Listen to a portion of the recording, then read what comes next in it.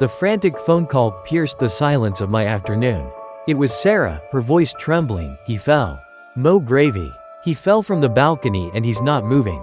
My heart lurched. Mo Gravy, the plump, ginger cat, was a fixture in their lives, a furry family member.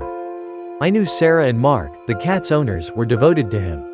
Racing over, I found them huddled near Mo Gravy, lying on the grass, a lifeless lump of fur. Sarah was sobbing, Mark was pale and shaking.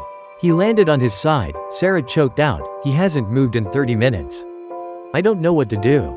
Mo Gravy's breathing was shallow, almost imperceptible. His eyes, usually bright and alert, were glazed over.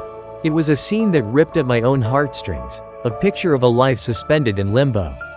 "We need to get him to the vet immediately," I said, my voice firm despite the knot in my stomach. Mark rushed Mo Gravy to the car, while Sarah, still sobbing, clung to me. The car ride was agonizing. I tried to calm Sarah, reminding her that cats are surprisingly resilient.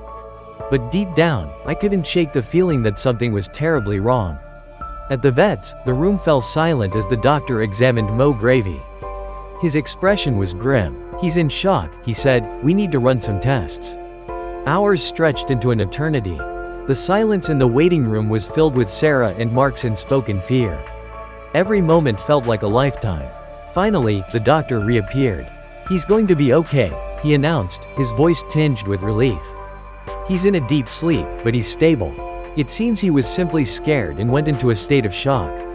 A wave of relief washed over us. Sarah burst into tears, this time tears of joy. Mark squeezed her hand, his face reflecting a similar relief. The doctor continued, "He's going to need some time to recover, but he'll be back to his old self in no time." That night, as we sat with Mo Gravy at home, his breathing steady and his eyes slowly regaining their spark, Sarah finally explained.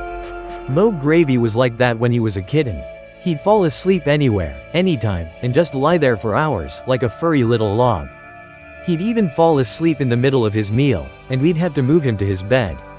It was so strange. The doctor's diagnosis made sense now. Mo Gravy, despite his impressive size, had always been a bit of a goofball, prone to dramatic naps and strange antics. The fall hadn't seriously injured him, it had simply triggered his quirky, albeit concerning, habit of falling asleep in the most unexpected places. He wasn't frozen, he was just sleeping. As Mo Gravy finally woke up, we watched him stretch, yawned, and rubbed his head against Mark's leg.